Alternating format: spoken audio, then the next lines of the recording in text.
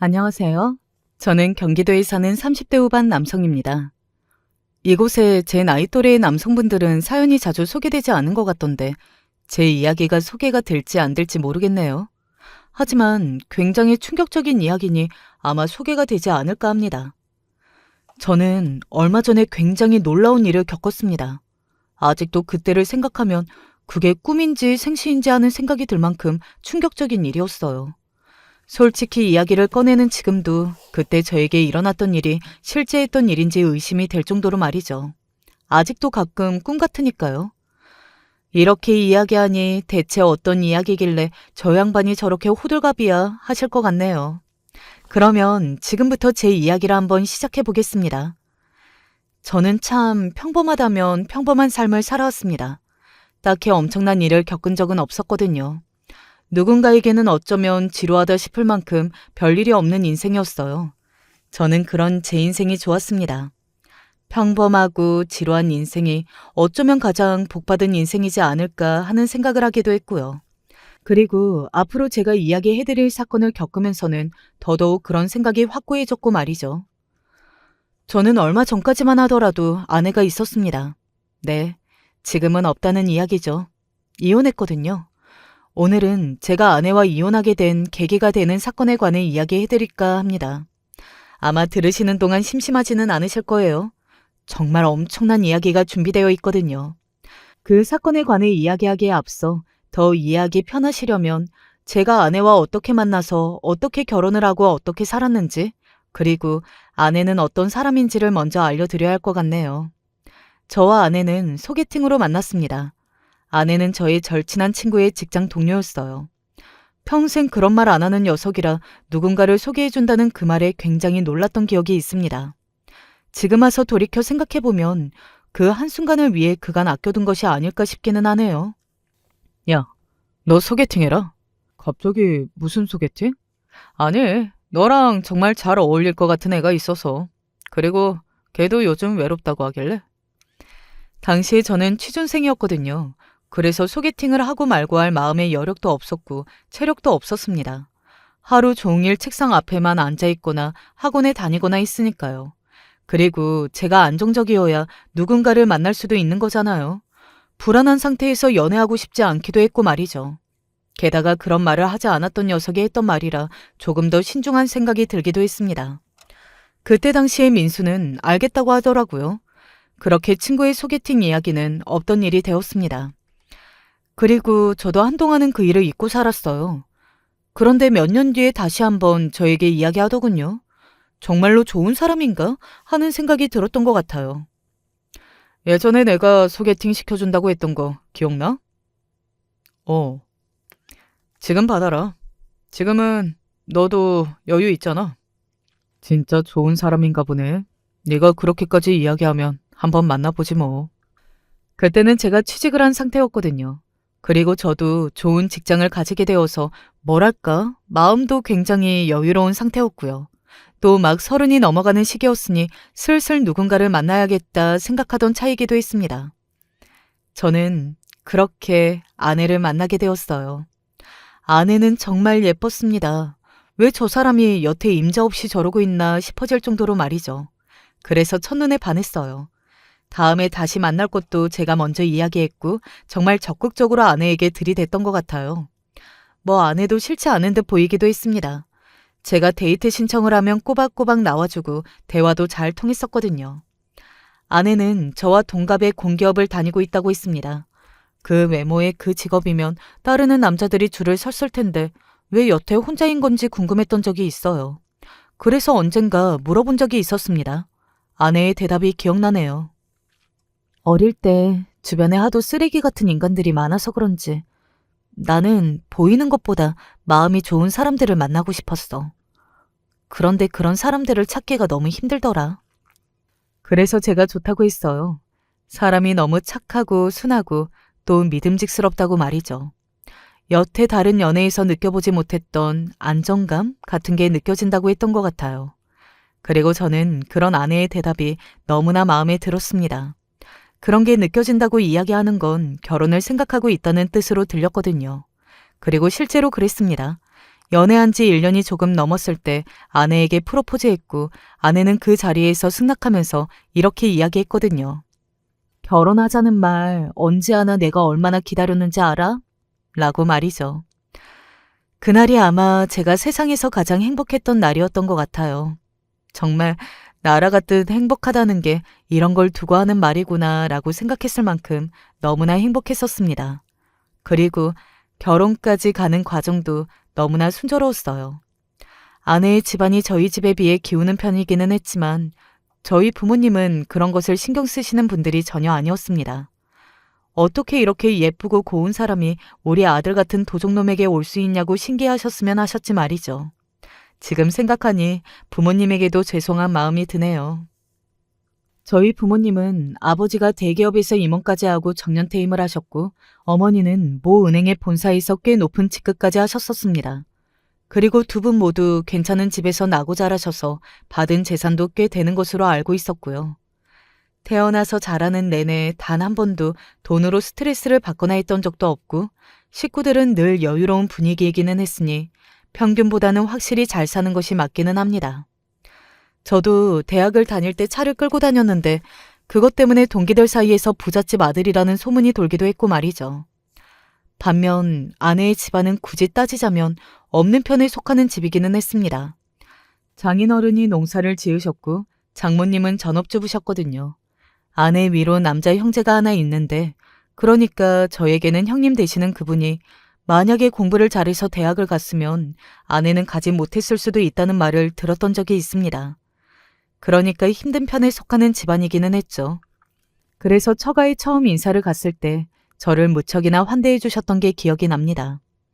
아내는 그런 자신의 부모님을 보고 부끄러워하는 것 같았지만 저는 괜찮다고 손을 잡아줬던 기억도 말이죠.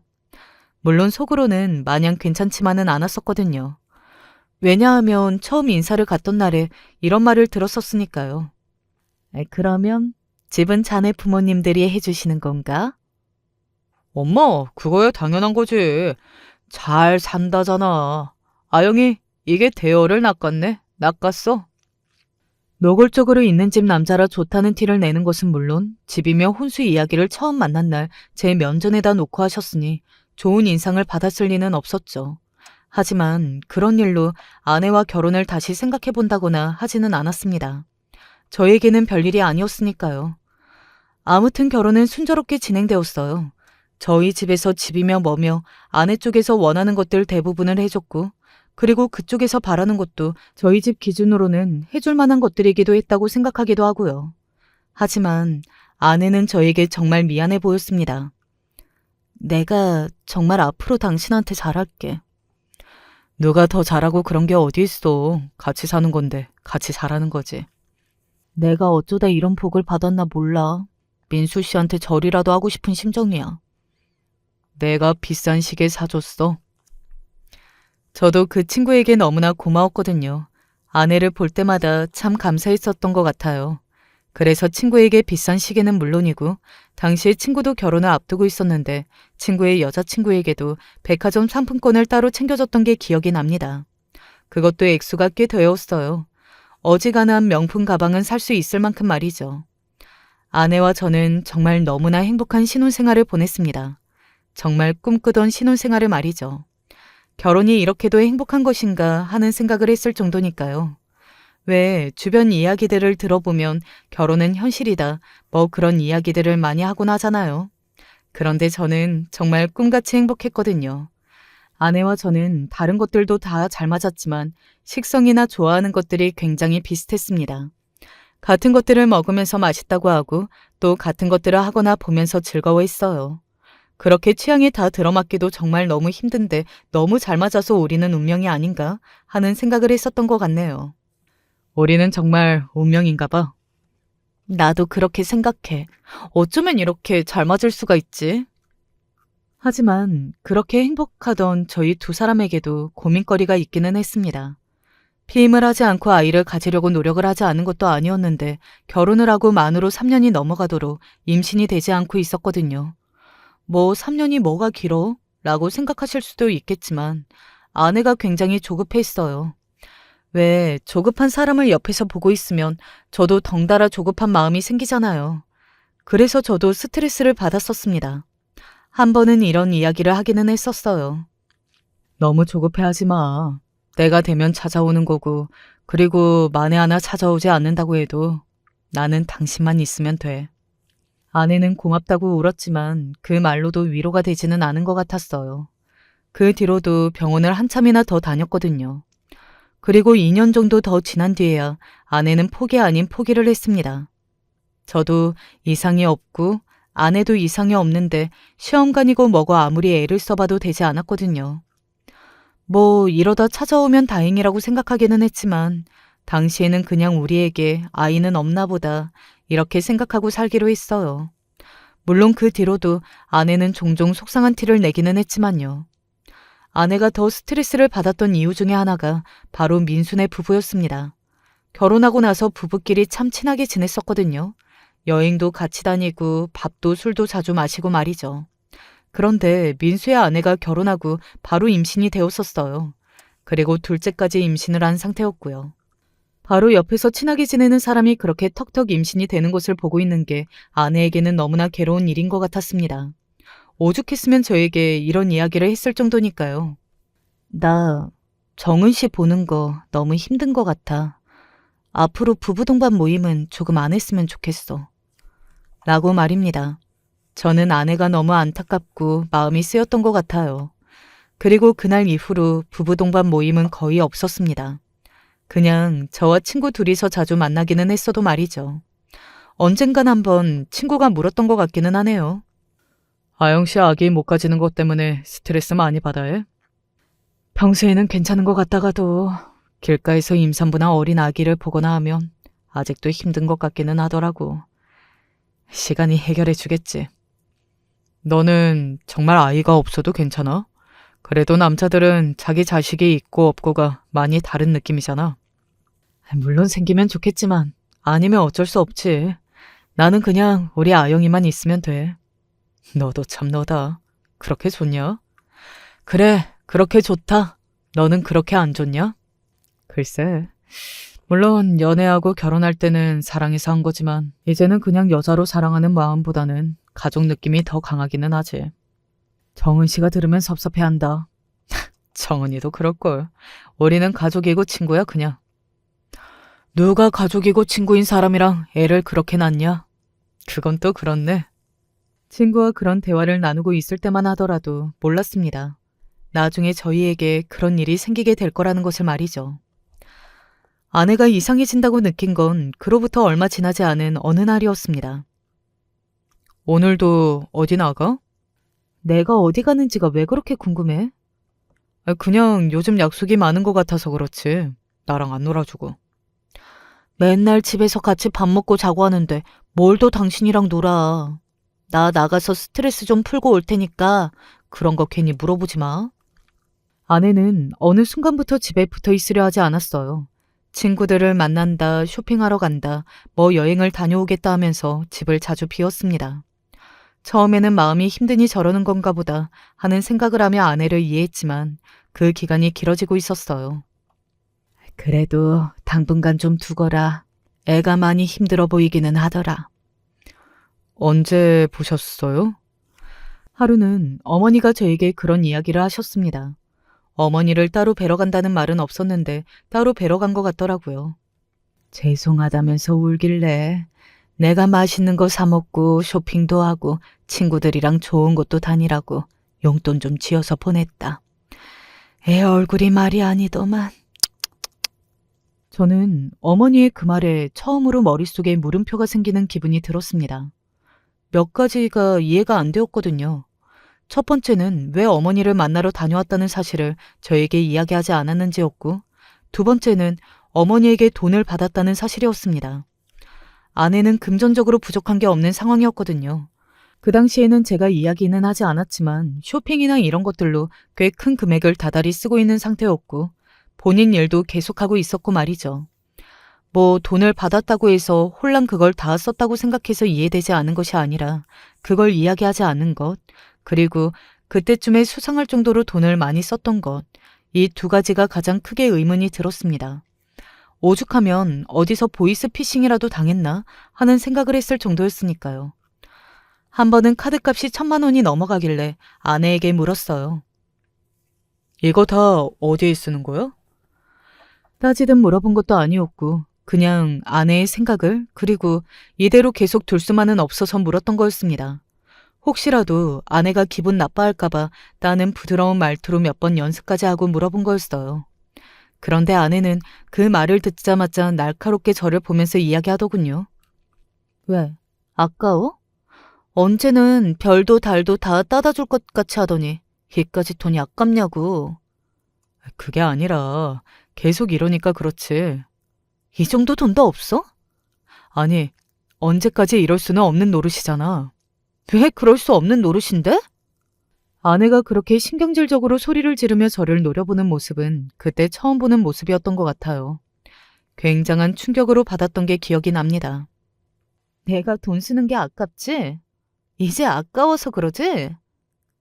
아니, 그 말이 아니잖아. 뭐가 그 말이 아니야. 아까워서 이러는 거 맞잖아. 애도 못 낳고 이제 나이도 들고 더 이상 나를 예전처럼 사랑하지 않는다는 말이잖아. 그렇게 날카롭게 반응하면서 소리를 지르니 무슨 말을 어떻게 더 해야 할지를 모르겠더라고요. 그래서 더 이상 아무런 말을 할 수가 없었습니다. 그냥 아내의 그 방황이 오래 길어지지 않기만을 바랄 뿐 말이죠. 아내에게 화가 났던 적이 맹세코 단 한 번도 없었어요. 그냥 아내가 안타깝고 변해가는 모습에 슬프다고 생각했던 적은 있어도 말이죠. 그러다 한번 아내가 정말 무슨 생각을 하고 있는 건지 의심을 했던 적은 한 번 있었습니다. 이게 뭐야? 뭐긴 뭐야? 보험 서류지. 갑자기 보험은 왜? 아니, 어느 날 가만히 생각해보니까 나는 당신 떠나고 나면 어떻게 살아야 하나 싶더라고. 마침 좋은 상품 하나 나왔다고 아는 분께 소개를 받기도 했고 그래서 겸사겸사 들었어. 왜? 문제 있어? 굉장히 비싼 보험을 들었더라고요. 그것도 제 보험을 말이죠. 솔직히 이상한 생각이 들지 않을 수 없었습니다. 뭐 아내가 저를 어떻게 하겠다 이런 생각보다는 그냥 내가 떠났을 때를 저렇게 아무렇지 않게 생각하고 말할 수 있구나 하는 것에 굉장히 묘한 감정이 들었던 것 같아요. 그러니까 그때까지만 하더라도 저는 아내를 믿었고 순진했던 겁니다. 지금 와서 돌이켜 생각해보면 정말 저 자신이 바보 같고 미련하다는 생각이 들 정도로 눈치가 느리고 아무 생각이 없었던 것 같아요. 저기 혹시 그 댁 새댁 이 아파트에 다른 누구 아는 사람 있어요? 아니요. 왜요? 그게 그 집 새댁이 이 아파트에 다른 집에 드나든다는 소문이 들어서. 헤헤, 사람 잘못 본 거겠죠? 종종 만나면 인사를 주고받고 하던 옆집 분이 그렇게 말씀하시더라고요. 처음에는 대수롭지 않게 생각했습니다. 그런데 몇 번 더 그런 이야기가 들리고는 저도 모르게 제 안에서 의심 같은 게 생기기는 했던 것 같아요. 사람이라는 게 참 어쩔 수 없더라고요. 당신 혹시 이 아파트에 누구 아는 사람 있어? 한 번은 물어봤습니다. 그냥 이렇게 속으로 앓을 바엔 물어보고 말자 하는 생각으로 말이죠. 그런데 아내는 태연하게 대답했어요. 아니, 내가 이 아파트에 알 사람이 누가 있어? 살던 동네도 아니고. 그치? 왜? 아니, 별거 아니야. 다른 집에서 당신 본 것 같다고 해서. 별. 그런 말을 전하는 사람이랑 가깝게 지내지 마. 남의 집 이야기를 그렇게 막 하는 사람들이랑은 가깝게 지내는 거 아니야. 저는 괜히 아내에게 이상한 소리를 한 것 같아서 미안한 마음마저 들더라고요. 그리고 그 시기에 아내가 조금 좋아지는 것 같아 보이기도 했기 때문에 더 이상 다른 말을 하지도 묻지도 않았습니다. 그렇게 얼마간이 또 지났어요. 그런데 어머니에게 이상한 전화를 하나 받게 되었어요. 아영이 어디에서 보험 영업하고 다니니? 아니면 친한 지인 중에 보험하는 사람이 있니? 무슨 일 때문에 그러시는데요? 아니, 오늘 보험사에서 전화가 왔다. 아영이가 나랑 네 아버지 보험을 들었는데 뭐 본인 동의 전화라면서. 그때 처음으로 아내가 무슨 생각을 하고 있는지 도통 모르겠다. 그리고 나는 알아야겠다 하는 생각이 들었던 것 같습니다. 그날 바로 아내에게 물었어요. 하지만 아내는 이번에도 어물쩍거리며 보험회사에 아는 사람이 있다는 둥, 그게 자신이 시댁 어르신에게 주는 선물이라는 둥 하는 소리를 해댔습니다. 몇 번을 물어봐도 명확한 답을 주지 않았고요. 그때부터였어요. 아내와 조금씩 마음의 거리가 생기기 시작한 것이 말입니다. 나 오늘 좀 늦게 들어올 것 같아. 나 오늘 약속이 있어서 나가봐야 해. 주말에 친구들 만나기로 했어. 그렇게 저와 함께하지 않은 날들이 많아졌지만 저는 이유를 묻지 않았고 또 어느 순간부터는 궁금해하지도 않았던 것 같아요. 그러다 어느 날은 문득 그런 생각이 들더군요. 이러다 언젠가 이혼하게 되는 건 아닐까? 하는 생각 말입니다. 그만큼 아내와 저는 남남처럼 멀어져 가고 있었어요. 그 무렵 친구에게 연락이 와서 술을 한잔하게 되었는데 그때 저의 이런 속마음을 털어놓게 되었습니다. 뭐? 이혼? 야, 이혼이 무슨 남의 집 개 이름이냐? 아니, 그냥 남남 같아. 한 집에 살아도 한 집에 사는 것 같지 않고 같이 붙어있는 날에도 내 옆에 없는 사람 같고 이렇게 사느니 이혼을 하는 게 낫지 않을까? 너희 좋았잖아. 그렇게 쉽게 결정할 일 아닌 것 같아. 그냥 나도 지쳐서 그래. 집사람은 이제 내가 싫은 건가 싶고. 에이, 그럴 리가. 한번 이야기 잘해봐. 너희 두 사람 정말 보기 좋았단 말이야. 내가 얼마나 부러워했다고. 친구의 이야기를 듣고 보니 또 그런 것 같다는 생각이 들더군요. 다시 한번 잘 지내봐야겠다는 마음이 들어서 바로 다음 날 아내와 이야기해봤습니다. 그런데 아내도 저와 같은 고민을 하고 있더라고요. 당신이 점점 멀어지는 것 같고 미안해서 나도 모르게 거리를 뒀나 봐. 사실 내 마음은 그게 아닌데 너무 미안해. 그날 아내와 부둥켜 안고 많이 울었습니다. 다시 잘 지내보기로 이야기도 나눴고요. 그리고 친구에게도 네 말이 맞았다고 고맙다고 문자를 보냈어요. 그로부터 며칠 지나지 않아 그 사건이 터졌습니다. 그날은 별다를 거 없는 평범한 날이었어요. 아내는 그날 회사에 중요한 미팅이 있다고 일찍 출근해야 한다고 굉장히 서두르더라고요. 그래서 저도 덩달아 서두르고 있었습니다. 먼저 갈게.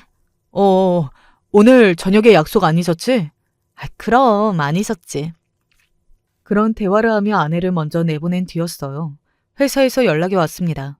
오늘 오전에 하기로 했던 회의가 조금 미뤄졌다고 말이죠. 그래서 저는 그날 여유가 생겼어요. 회사에 1시간 정도 늦게 출근해도 되었던 거죠. 그래서 옷차림에 조금 더 신경을 써볼까 싶어서 옷도 몇 번 더 갈아입었던 것 같아요. 그날 저녁에 앞서 이야기했듯 아내와 외식 약속이 있었거든요. 여유롭게 옷을 갈아입고 집 밖으로 나섰어요. 현관에 섰을 때 어딘가 알 수 없는 쎄한 감정이 들었던 것 같아요. 왜 말로 설명할 수 없는데 그냥 갑자기 그런 기분이 들 때가 있잖아요. 사람들은 그런 걸 두고 직감이라고 하는지 뭔지는 모르겠지만요. 고개를 갸웃하고 문을 열었습니다.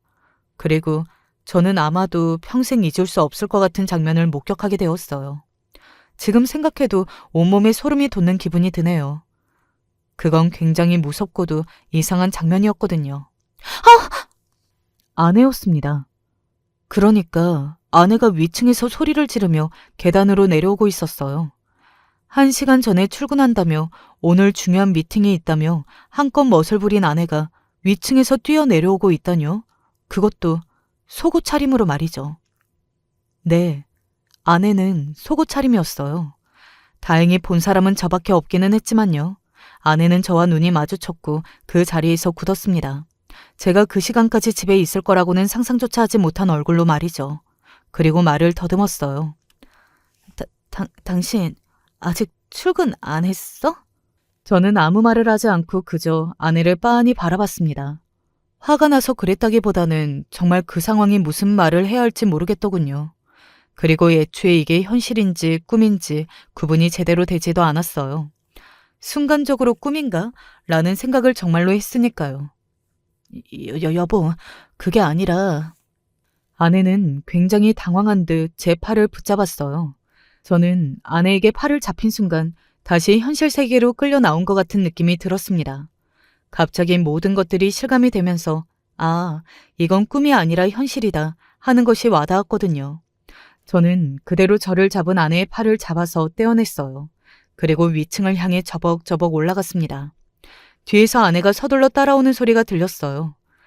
저는 그 속옷 차림으로 아래층과 위층을 오고 갔던 아내를 생각하면 지금도 어이가 없고 기가 차서 웃음만 나옵니다. 뭐 본인도 얼마나 급했으니 그랬겠어요. 물론 그 이유가 너무 쓰레기 같지만요. 아내가 나온 것처럼 보이는 집은 바로 저희 집 위층이었습니다. 정말 말 그대로 바로 윗집이요. 그곳에 사는 사람들을 저는 몰랐거든요.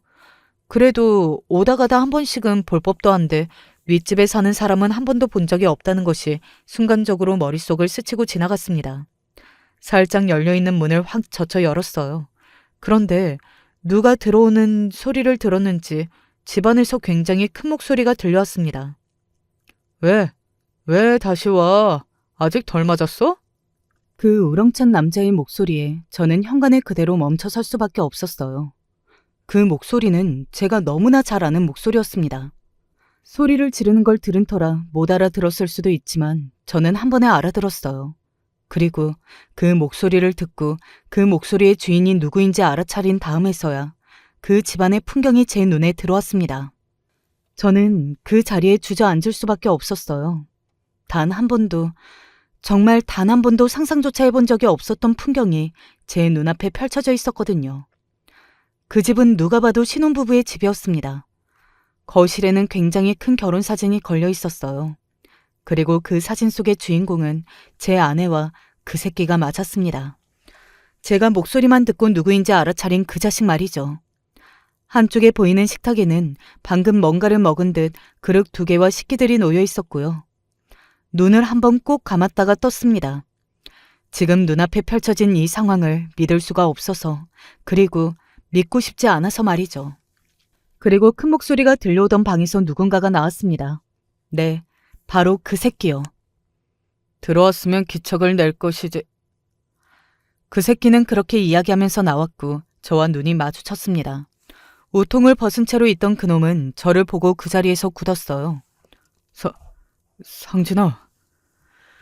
맞아요. 그 처죽일 새끼는 다름 아닌 저의 절친, 그리고 아내를 저에게 소개해준 그놈이었습니다. 부부 동반 모임을 하고 얼마 전까지만 해도 만나서 아내에 대한 고민을 이야기하며 술을 마신 그 개자식 말이죠.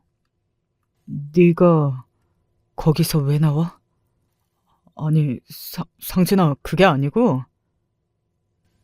뭐가 아닌데? 아니, 그게, 아니. 그리고 그때였습니다. 여보, 내가 미안해.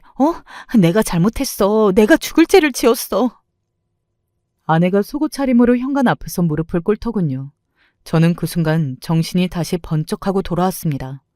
그대로 일어서서 신발도 벗지 않고 그 집 안으로 들어갔어요. 먼저 그 빌어먹을 놈이 나온 조금 전까지만 하더라도 2 사람이 뒹굴었을 침대가 있는 안방으로 들어갔습니다. 그때 느꼈던 감정과 기분은 아마 죽을 때까지 잊지 못할 것 같아요.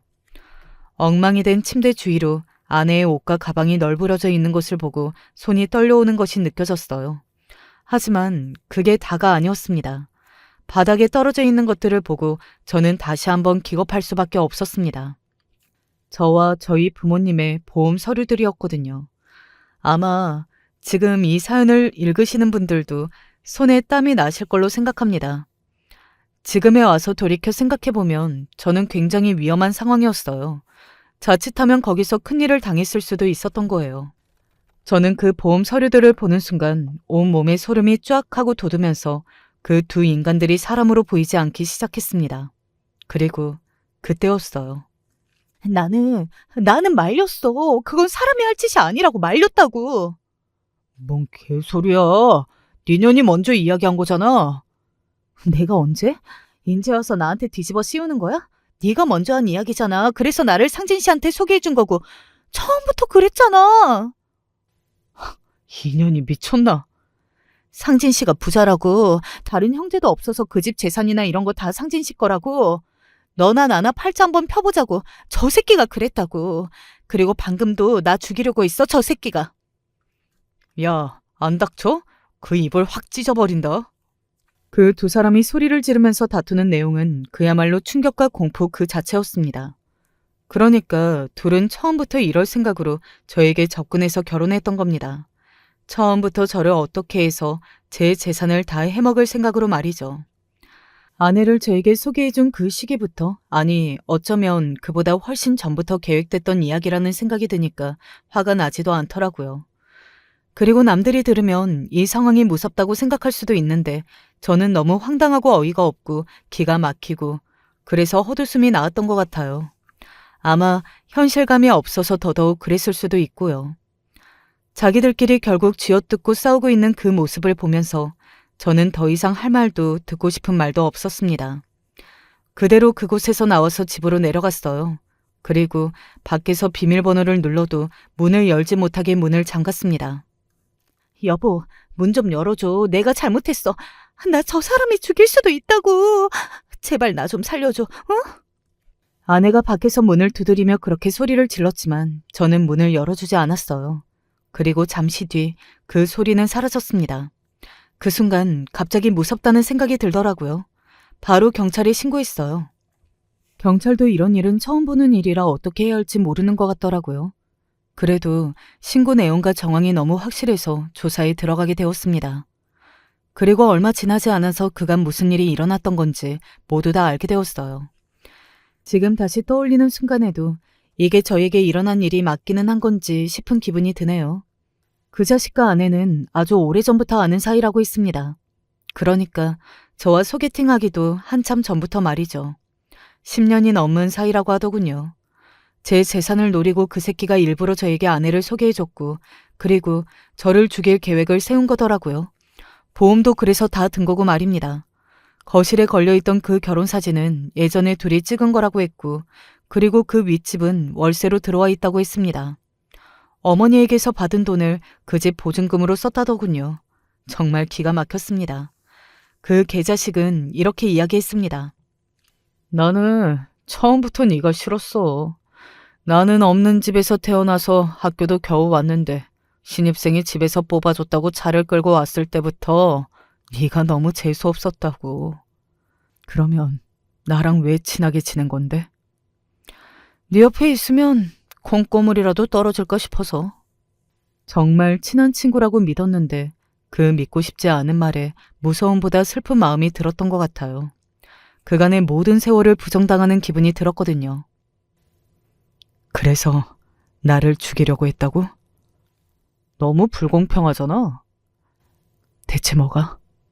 태어나면서부터 출발선이 다른 삶. 나는 아무리 기를 쓰고 노력해도 네가 만지는 돈의 반의 반도 만질 수 없겠지. 어느 날 그 생각을 하니까 억울해서 분해서 잠도 안 오더라. 그때 생각했어. 너를 없애고 내가 그 자리를 차지해야겠다. 처음 저에게 아내를 소개해주겠다고 했던 때를 생각하면 벌써 10년도 더 전이었거든요. 그때부터 계획된 일이라는 생각이 드니 정말 온몸에 소름이 오소소 돋고 털이 다 서는 기분이 들었습니다. 그 둘이 나눴던 카톡의 대화 내용들과 여러 가지 정황들이 거짓말을 할 수 없을 만큼 빼도 박도 못하는 증거들이라 부정하는 것을 포기한 모양이더라고요. 아내는 저에게 빌었습니다. 오빠, 정말 미안해. 나는 마지막에는 반대했어. 절대 그러고 싶지 않았다고. 인간적으로 오빠 좋아한다고. 그래서 그 인간이 그날도 나를 그렇게 때린 거야. 제가 가만히 듣고 있으니 아내는 제가 그 말을 믿는다고 생각하는 것 같더라고요. 내가 오빠한테 그렇게 틱틱거리고 한 것도 오빠랑 정이 너무 들어서 정이 더 들면 그 새끼가 시키는 짓 못할까 봐 그래서 그런 거야. 그러니까 내 마음은 그게 아니었어. 저는 힘 빠지는 웃음을 지으며 물었어요. 엔제 와서 그게 무슨 소용인데. 그렇다고 한들 뭐가 달라지는데? 아내는 아무 말도 하지 못했습니다. 저는 잠시 뒤에 궁금했던 걸 물었어요. 그렇게 신혼집처럼 꾸미고 살 만큼 니들 둘이 애틋했으면서 왜 결혼은 안 한 건데? 가난한 사람들끼리 결혼하면 더 가난해지니까. 그 새끼가 그랬다고 하더군요. 어차피 너랑 나랑은 결혼하면 똑같이 이렇게밖에는 살지 못한다고. 우리 둘은 결혼해서는 안 된다고 말이죠. 그러면서 제 이야기를 꺼내기 시작했다고 했습니다. 사실 저도 저지만 그 자식도 결혼을 한 상태였잖아요. 저는 그게 너무 화가 났던 것 같아요. 아니 그럴 거면 지는 결혼을 왜 한 건지 그리고 애를 둘씩이나 왜 쳐나온 건지 도통 이해가 되지 않았습니다. 그리고 나중에 경찰에게 더더욱 충격적인 이야기를 들을 수 있었어요. 정민수 씨가 본인의 아내 앞으로도 거액의 보험을 2개나 들어뒀다고 하더라고요. 네? 이건 누군가와 모의한 정황도 없고 김하영 씨도 모르는 것으로 보아 혼자 계획한 것 같습니다. 그 이야기를 듣고 저도 너무 충격받았는데 그 자식의 아내는 대체 어떤 심정인지 정말 상상조차 되지 않았습니다. 나중에 들은 이야기인데 몇 번을 쓰러지고 믿을 수 없다고 직접 확인을 해봐야겠다고 난리를 치고 나중에는 죽겠다고 약도 먹었다고 하더군요. 그 이야기를 듣고는 가만히 있을 수가 없어서 한번 찾아갔었습니다. 그리고 한사코 거절하는데도 끝까지 손에 봉투를 쥐어주고 돌아왔어요. 그렇게 해야 제 마음이 편할 것 같았거든요.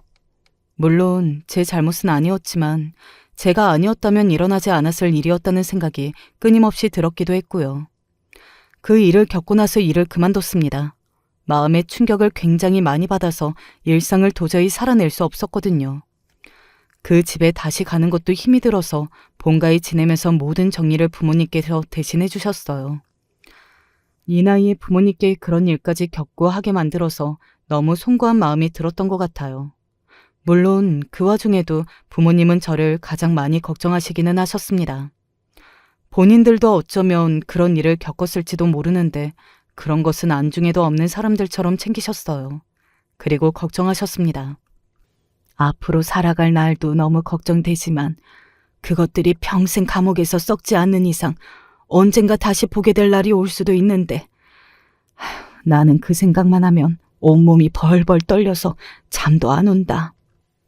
그 마음을 알 것 같은 기분이 들었습니다. 저도 그런 생각을 하지 않은 것은 아니니까요. 어쨌든 계획을 했든 말든 그들은 미수에 그쳤습니다. 그만큼 그 2사람은 젊었어요. 아무리 형량이 높게 나와도 평생을 감옥에서 지낼 만큼은 아닌 것이 뻔했습니다. 그래서 그 뒤가 걱정되지 않은 것은 아니었어요. 하지만 그렇게 과거에 발묶여 산다면 앞으로 나아갈 수가 없는 거잖아요. 그래서 이겨내려고 노력하고 있습니다. 그리고 이겨낼 수 있을 거라고 믿고요. 최근에는 이런 일이 있기는 했습니다. 하루는 아내의 오빠가 저를 찾아왔더군요. 그리고는 말도 안 되는 황당한 개소리들을 하기 시작했습니다. 아니, 위자료는 줘야 할 거 아니야. 네? 위자료요? 이혼을 하기로 했으면 재산 분할이랑 위자료를 줘야지. 이게 어디서 생으로 이혼을 하려고 그래? 지금 댁내 동생이 나한테 무슨 짓을 했는지 몰라서 이래요? 네? 아니라잖아. 자기는 억울하다잖아. 막무가내더군요. 돈도 많은 새끼가 위자료 안 주려고 이렇게 버티고 있는 거 소문나면 너한테도 너희 부모한테도 좋을 게 하나도 없다니까? 어? 좋은 말로 할 때 내놔. 줄 이유도 없고 그리고 왜 좋을 게 없습니까? 내가 피해자인데. 아니라잖아 내 동생이. 경찰 조사 결과는 아니라던데요. 그런데도 이 자식이 말귀를 못 알아듣고. 저에게 주먹을 날리더군요. 아마도 저를 공부만 한 서생쯤으로 생각하고 만만히 봤던 모양이었습니다. 하지만 저는 운동도 잘했거든요. 뭐야? 제가 팔을 잡으니 굉장히 당황해서는 그렇게 이야기하더군요. 좋은 말로 할 때 돌아가세요. 네 여동생이랑 같이 감옥에 들어가고 싶지 않으면. 이게 지금 나 협박하는 거야? 협박이 아니라 경고하는 겁니다. 네? 물론 그 뒤로도 형님은 몇 번이나 더 찾아와서 행패를 부렸습니다. 결국 참다 못한 저희 부모님이 경찰에 신고하고 나서야 그 행위가 멈췄어요. 저는 왜 그런 말 참 안 좋아하거든요. 콩 심은 데 콩 나고 팥 심은 데 팥 난다는 말 말입니다. 부모가 거지 같아도 가정 환경이 힘들어도 사람은 잘 자랄 수 있다고 생각하니까요. 그런데 아내나 아내의 오빠가 그런 식으로 행동하는 것을 보면서 참 가정 환경이라는 게 무섭구나 하는 생각이 들었던 것 같아요. 사실 그렇게 마무리되는 줄 알았습니다. 물론 엄청나게 큰일이었던 만큼 없던 일처럼 되지는 않겠지만 그래도 없었던 일처럼 살 수 있을 걸로 생각했어요. 하지만 아니라는 것을 깨달았습니다. 그걸 깨달은 것은 그들을 다시 한번 보게 된 날이었어요. 재판을 받는 것을 보러 갔었거든요. 아니, 저는 이 인간이 시키는 대로 한 것뿐이라니까요. 웃기시네. 좋다고 손뼉까지 친 년이 누군데 그래? 내가 언제? 그리고 나중에는 내가 하지 말라고 했잖아. 팔자 피니까 다른 생각한 거지. 네가 그게 정말 개과천선해서 그렇게 된 거냐? 네 남편이 돈이 없었어도 그랬겠냐고. 어쨌든 나는 그만하자 했었어. 같이 계획하고 실행한 건 사실이잖아. 어디서 혼자 빠져나가려고. 그렇게 싸우는 모습을 보는데 정말 인간이기를 포기한 인간들이다 하는 생각만 들고 소름이 돋더라고요. 받을 충격은 이미 다 받았다고 생각했는데도 그 모습이 굉장히 충격적이었습니다. 그리고 그 둘은 저를 발견했어요. 여보, 내가 미안해. 응? 내가 잘못했어. 상진아, 인연 말 믿지 마. 인연 절대 반성하는 거 아니야. 네가 우리 사이를 알아? 그래, 안다. 네가 매일 나한테 상진이 오늘은 어디 갔고 오늘은 뭐 먹고 이런 거 보고 있잖아. 잊어버렸어? 그건 몰랐던 일이었습니다. 지들끼리 싸운다고 아무도 몰랐던 사실을 막 내뱉더군요. 지금 생각하면 스스로 무덤을 팠구나, 우습다 하는 생각이 들지만 그 당시에는 그런 모습에 어떻게 인간들이 저럴 수 있나 싶어서 몸소리가 쳐졌던 것 같아요. 내가 나 혼자 죽을 것 같아? 어? 네가 다 한 건데 그러면 너 혼자 죽지. 내가 언젠가 이런 날 올 줄 알고 다 증거 남겨놨어. 네가 했던 말들 녹음된 것도 다 있고, 어? 뭐? 야, 이 개새끼야. 그 둘이 머리채를 잡고 싸우는 바람에 잠시 휴정이 됐어요. 저는 더 이상 보고 있기 너무 역겨워서 그대로 법정을 나왔습니다. 그 둘은 당연히 실형이 나왔어요. 회사도 둘 다 당연히 잘렸고요. 지인과 친구들에게도 소문이 다 났기 때문에 아마 나중에 다시 사회로 돌아온다고 해도 잘 살 수는 없을 겁니다. 돈을 그렇게 좋아하는 것들이 땡전 한 푼 없이 살아가게 된다는 걸 생각하면 그래도 아주 조금은 속이 시원해지는 것 같기도 해요. 저희 부모님은 제가 빨리 다른 사람을 만나기를 바라셨습니다. 사람에게 받은 상처는 사람으로 있는 거라고 말이죠. 하지만 저는 당한 일이 일이니만큼 그렇게 금방 또다시 누군가를 만나야겠다는 생각이 들지는 않더라고요. 아마도 당분간은 계속 이럴 것 같다는 생각이 듭니다. 그들을 용서할 수 없는 가장 큰 이유도 그거예요. 가장 소중하다고 그리고 가깝다고 생각했던 두 사람이 저에게 그런 짓을 한 거잖아요. 그런 일을 겪어보니 정말로 세상 그 누구도 믿을 수 없다는 생각이 들면서 모든 것들을 의심하게 되더라고요. 조금만 잘해줘도 다 나에게 뭔가 원하고 바라는 게 있어서 그런가 싶고 이 사람은 진심인가 싶고 말이죠. 아마 이 상처는 죽을 때까지 없어지지 않을 것 같아서 더더욱 그들이 원망스럽습니다. 언젠가 흐려지기야 하겠지만요. 사실 이렇게 이야기 꺼내는 것도 아직은 조금 힘들기는 해서 사연을 쓸 생각은 없었는데 엊그제 아내에게 편지를 받고 사연을 보내야겠다는 생각이 들더라고요. 그 뻔뻔함에 정말 몸소리가 쳐져서 누구에게는 털어놓고 싶었습니다. 편지의 내용은 이랬어요. 우리 좋았잖아. 당신 나 많이 사랑했잖아. 나도 처음에는 의도가 불순했을지 몰라도 나중에는 정말로 당신 사랑했어. 그러니까 그 인간에게도 그만두자고 한 거고. 만약에 당신이 나 용서해주면 평생 사죄하는 마음으로 살게. 그러니 나 한 번만 봐주면 안 돼? 그런 일을 들키고서도 봐달라는 말을 하는 것을 보고 저를 얼마나 호구로 보고 있었는지 알겠더라고요. 그리고 이 말이 활용 정점이었습니다. 그리고 나 부탁 하나만 할게. 우리 가족들도 지금 다 연락이 안 돼서 나 영치금 넣어줄 사람도 없어. 당신이 조금만 넣어주면 안 돼? 그래도 우리 예정을 생각해서. 그 와중에 저에게 영치금까지 부탁하는 게 정말 기가 막혔습니다. 너무 어이가 없어서 그 편지를 읽으면서 눈을 비볐던 것 같아요. 지금 내가 읽고 있는 내용이 정말인지 도무지 믿기지 않아서 말입니다. 그런데 오히려 그 편지를 받고 나니까 한결 후련한 기분이 들기도 했던 것 같아요. 아, 이런 인간한테 내가 감정을 쏟을 이유가 없겠다. 내가 속상해하고 화를 내고 하는 것조차 너무 아깝다 하는 생각 말입니다. 그러고 나니 이 이야기를 다른 사람에게도 하고 싶어졌습니다. 그래서 이렇게 사연을 쓰게 되었네요. 쓰고 보니 잘 썼다는 생각이 들기는 합니다. 조금 시원해진 것 같기는 하네요. 아마 저는 사람을 다시 믿게 되기까지는 조금 시간이 걸릴 것 같기는 합니다. 친구를 사귀고 또 누군가와 결혼하게 되고 하는 날은 어쩌면 굉장히 먼 미래이지 않을까 하는 생각이 들기도 하고요. 누군가에게 의지하고 마음을 나누면서 사는 어쩌면 그 당연한 일을 하지 못하게 되어버린 것 같아서 그 두 사람이 더더욱 원망스럽네요. 결국 그 원망하고 미워하는 마음마저 없애버려야 제가 편해지는 건데 아직 먼 것 같기는 합니다.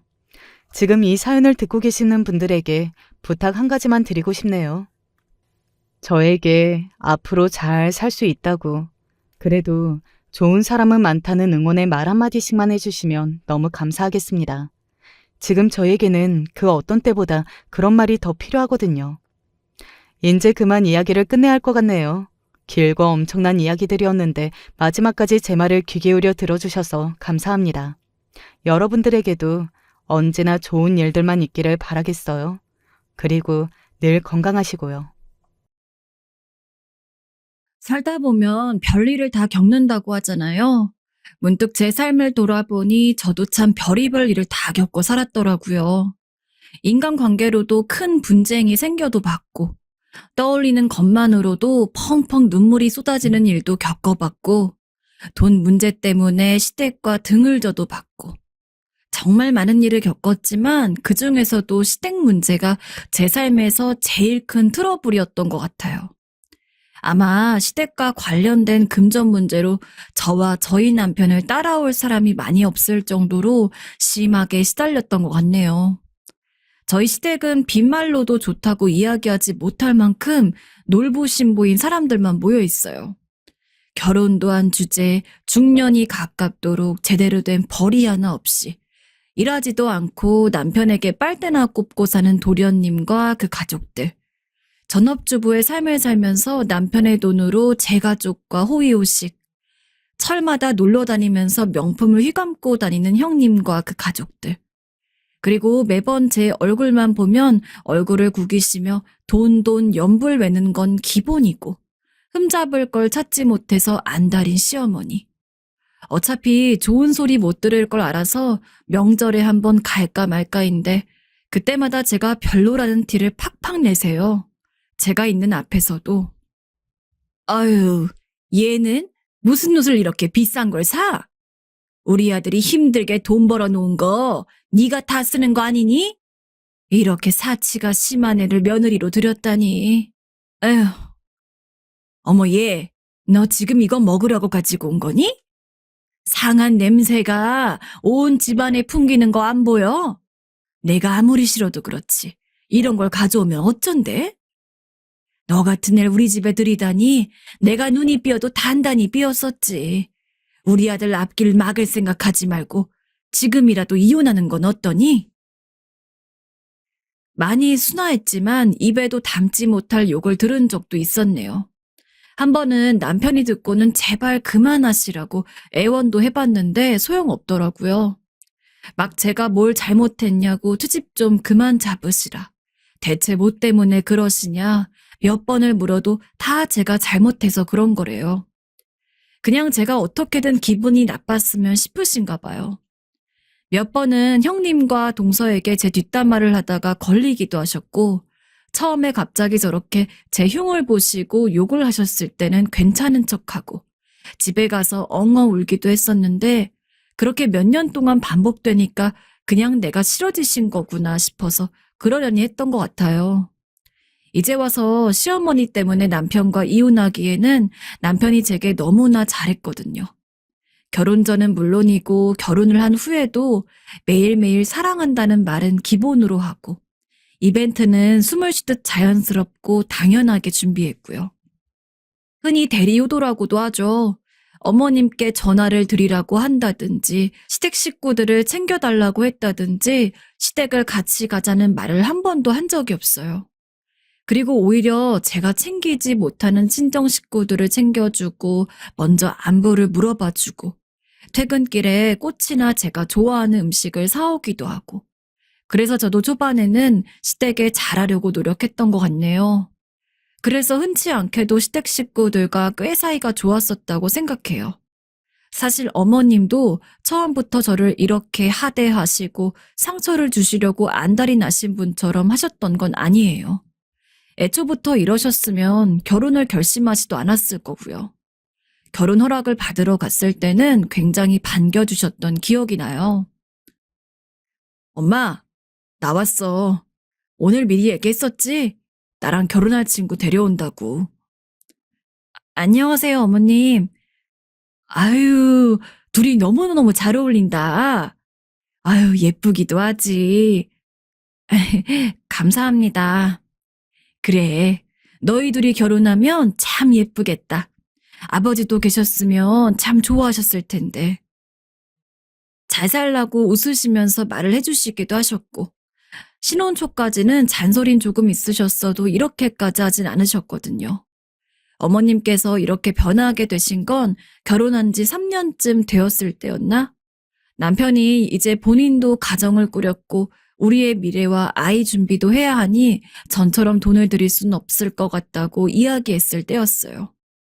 그전까지는 어머님께서 돈이 필요하다는 뉘앙스의 말을 꺼내시면 남편이 말없이 툭툭 이체해드리곤 했었거든요.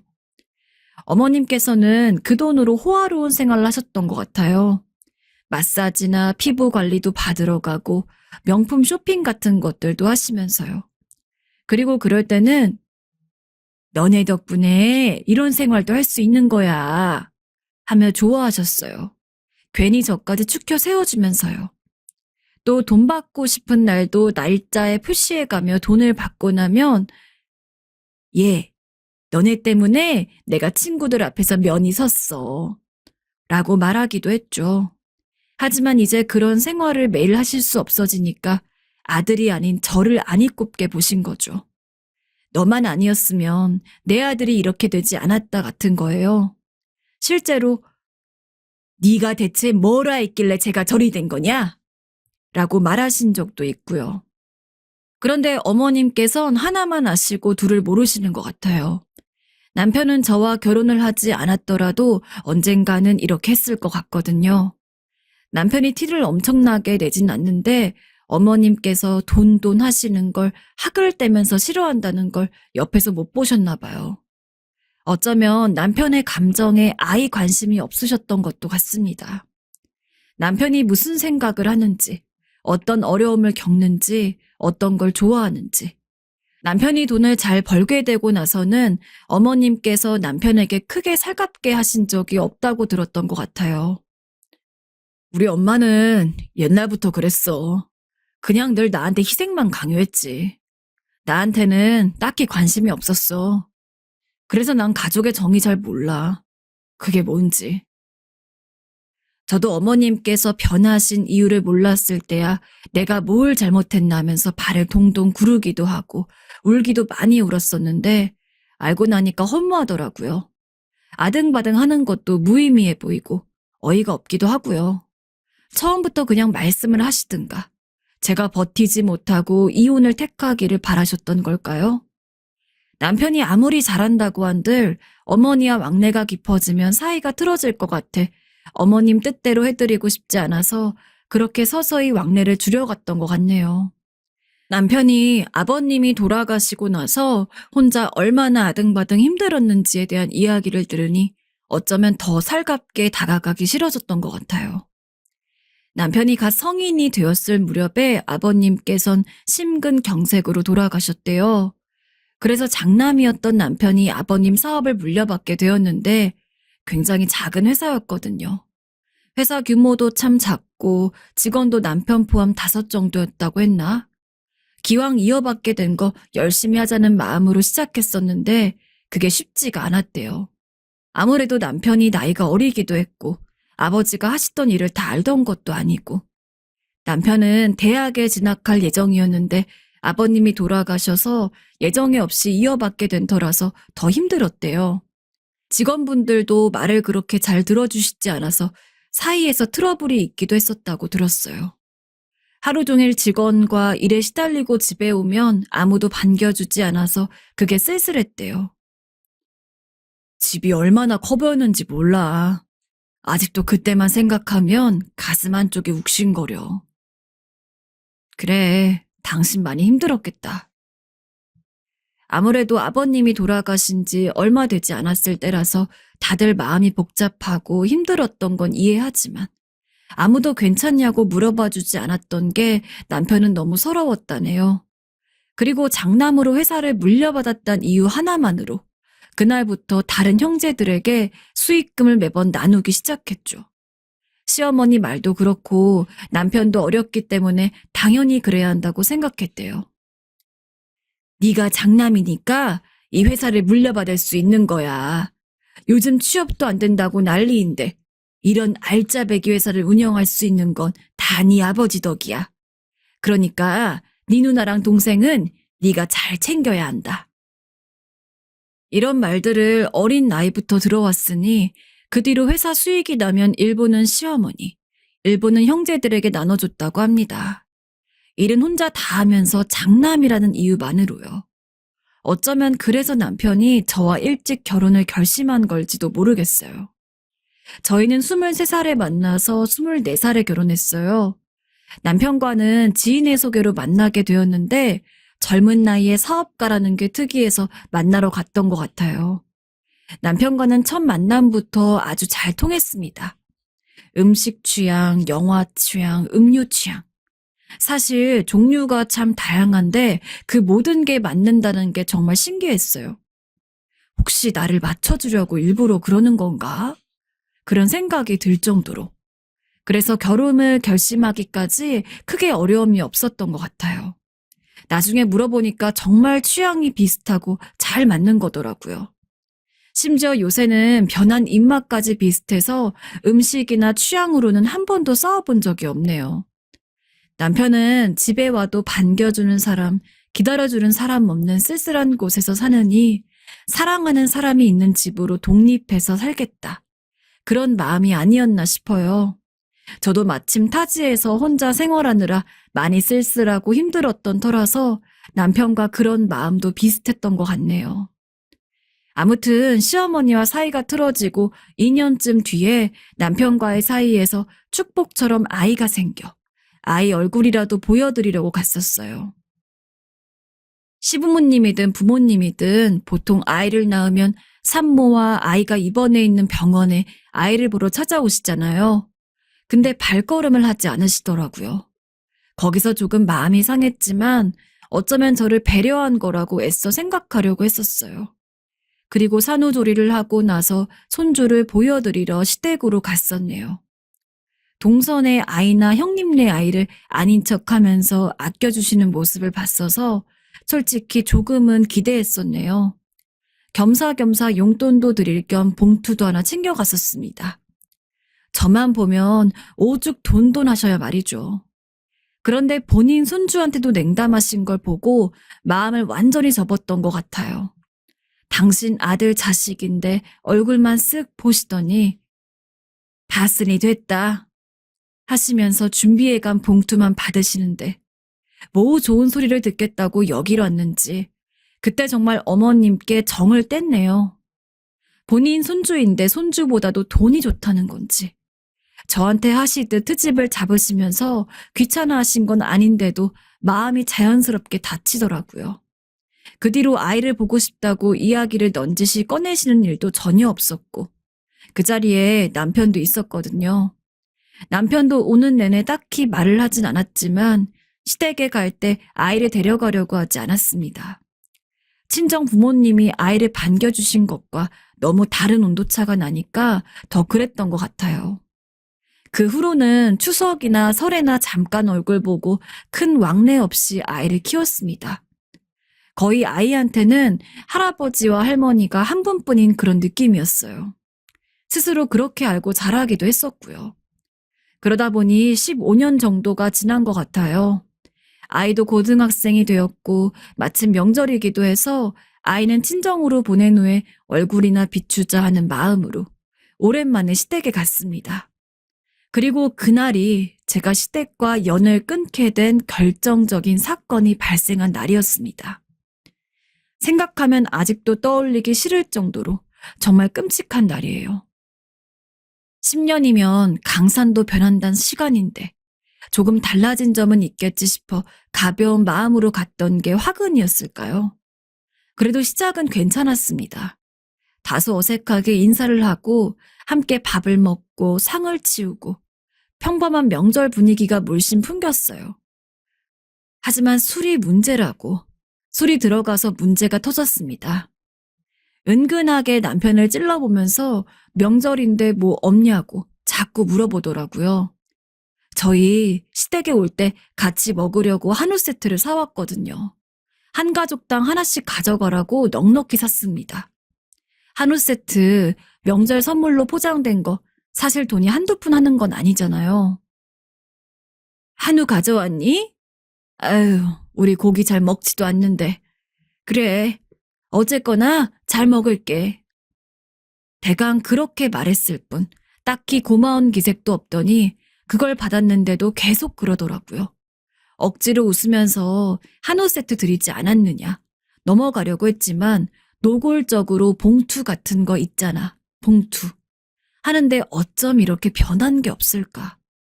남편을 돈줄 취급하는 걸 더 이상은 참아줄 수가 없겠더라고요.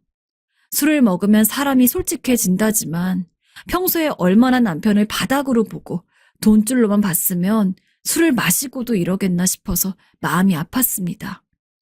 내 남편이 뼈가 부서져라 고생할 때는 손 하나 빌려주지 않고 모른 척하던 사람들이 남편이 노력해서 키워놓은 회사를 보고는 당연하다는데 손을 벌리는 게, 남편은 그런 사람들도 가족이라고 꼬박꼬박 돈을 붙여주곤 하는데 전 시댁 식구들이 남편에게 고맙단 말을 하는 걸 들어본 적이 없어요.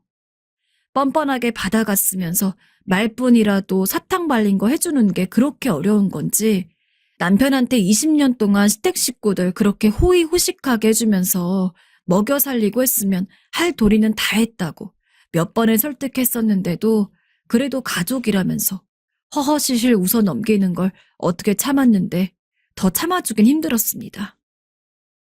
정말 다들 너무하신 거 아니에요? 어떻게 사람을 지갑 취급할 수가 있어요?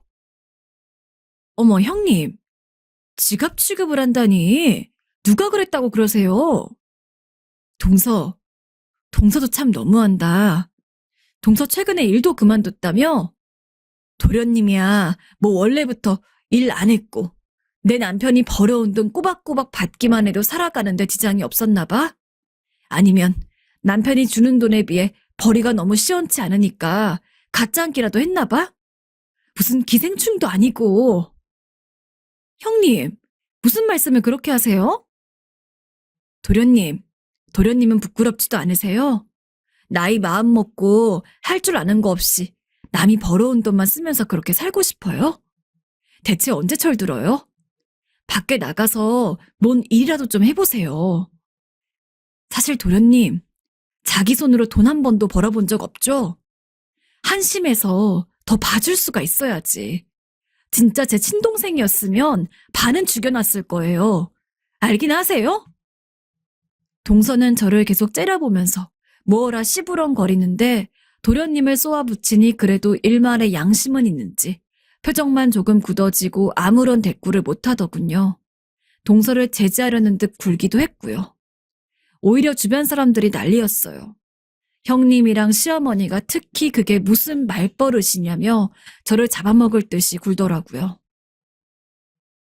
어머, 너 듣자 하니까 선을 너무 넘네. 너희 남편이 잘 버니까 우리한테 좀 생활비 몇 푼 주는 게 그렇게 안 이꼽니? 돈을 혼자서 얼마나 쓰고 싶으면 그래?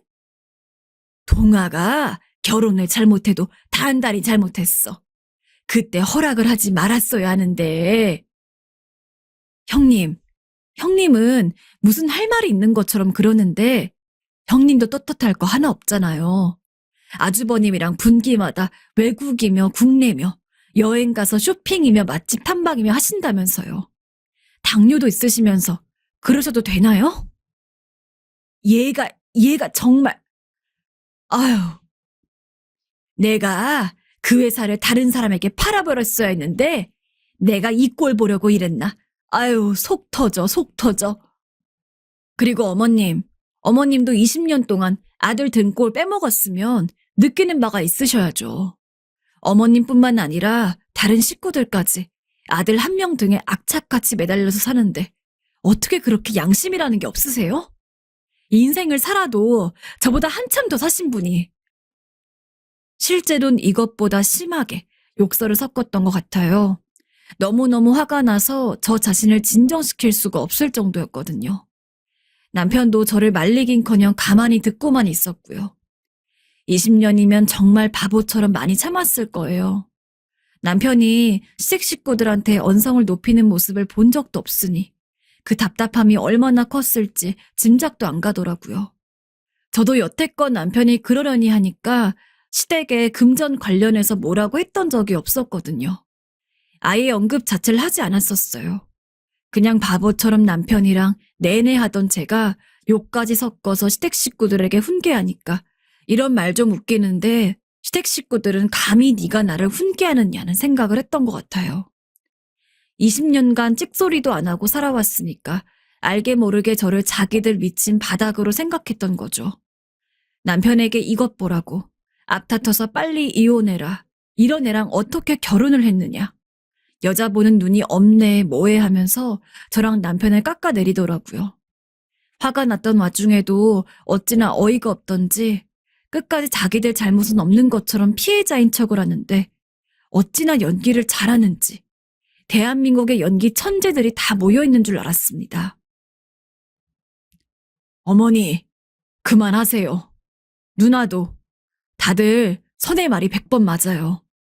욕을 한 것도 솔직히 그럴만했어. 자그마치 20년이야 20년.